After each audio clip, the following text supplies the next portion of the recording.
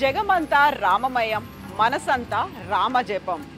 జనవరి 22, 2024లో కోట్లాది మంది ఎదురు చూడబోతున్నటువంటి ఒక రోజు ఆ కళ సాకారం కాబోతోంది. కొన్ని ఏళ్లుగా దశాబ్దాల తరబడి జరుగుతున్నటువంటి ఒక పోరాటానికి ఆ రోజు ప్రత్యక్షంగా అందరూ రామ్ లల్లాని దర్శించుకోబోతున్నారు. అందుకు సంబంధించి ప్రస్తుతం మనం ఉన్నాము రామ్ సేవాపురంలో.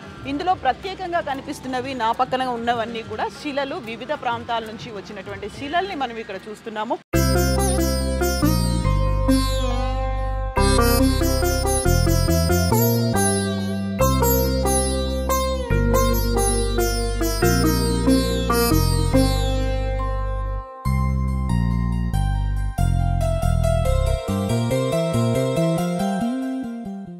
ఇక్కడ కనిపిస్తుంది నేపాల్ నుంచి వచ్చినటువంటి శిల. సో ఇక్కడ రామచంద్ర ప్రభుకి సంబంధించి విగ్రహ ఏర్పాటులో ఏ శిలను ఉపయోగిస్తారు? గ్రానైట్ని ఉపయోగిస్తారా, లేకుంటే బ్లాక్ స్టోన్తో ఉన్నదాన్ని ఉపయోగిస్తారా?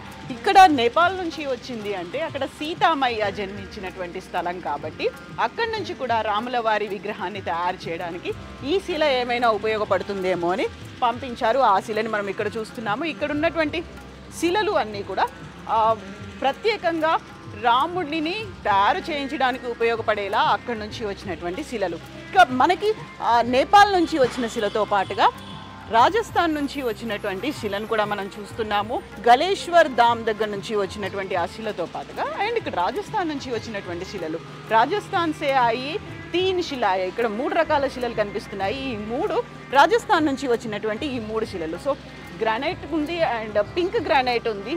గ్రానైట్కి సంబంధించి ఏది సెలెక్ట్ చేస్తారు? ఓవరాల్గా అయితే ఇక్కడ రామ్ లల్లా విగ్రహ ప్రాణప్రతిష్ఠ జరగబోతుంది జనవరి 22న. అక్కడ 3 రకాల విగ్రహాల్ని ఎంచుకున్నట్టుగా రామ్ జన్మభూమి తీర్థక్షేత్ర ట్రస్ట్ వెల్లడిస్తోంది. అందులో ప్రత్యేకంగా 2 బ్లాక్ స్టోన్తో తయారైతే 1 గ్రానైట్తో తయారైంది. ఏది ఫైనల్ చేస్తారు? 17న బహిర్గతం కాబోతుంది. అప్పటిదాకా ఆ విగ్రహానికి సంబంధించి రూపురేఖలు కావచ్చు, ఒక ఫోటో కావచ్చు, బయటికి వెల్లడించట్లేదు. సో మనం నేపాల్ నుంచి చూసాము, ఆ తర్వాత రాజస్థాన్ నుంచి వచ్చిన దగ్గరది శిలని కూడా చూసాము. సో ఇక్కడ మనకి కనిపిస్తోంది కర్ణాటకకి చెందినటువంటి శిల. సో ఈ శిలలు కూడా అతి కీలకంగా కాబోతున్నాయి. ఏ శిలని ఎన్నుకుంటారు అనేది. సో 3 రకాల విగ్రహాలను అయితే సెలెక్ట్ చేశారు. అందులో 2 బ్లాక్ స్టోన్ ఉంది, 1 గ్రానైట్ ఉంది. ఇప్పటిదాకా ఒక అఫీషియల్గా ఫైనల్గా ఒక కామెంట్ అనేది రాకపోయినప్పటికీ కూడా రామ్ లల్లా విగ్రహం అనేది బ్లాక్ గ్రానైట్తో ఏర్పాటు చేశారు అనేది, అది కర్ణాటకకి చెందినటువంటి విగ్రహం అనేది.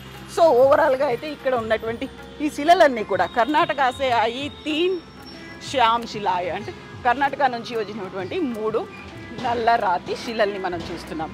సో జనవరి 22న ఈ రాళ్ళకి సంబంధించి, ఈ శిలలకి సంబంధించి ఏది విగ్రహంగా మారింది, ఏ శిల ఉపయోగపడబోతోంది అనేది జనవరి 15న తెలుస్తుంది. ఆ శిలతో తయారైనటువంటి రామ్ లల్లాకి సరయూ నదీ జలాలతో అభిషేకం చేసిన తర్వాత జనవరి 22న ప్రాణప్రతిష్ఠ జరగబోతోంది. శ్రీరామం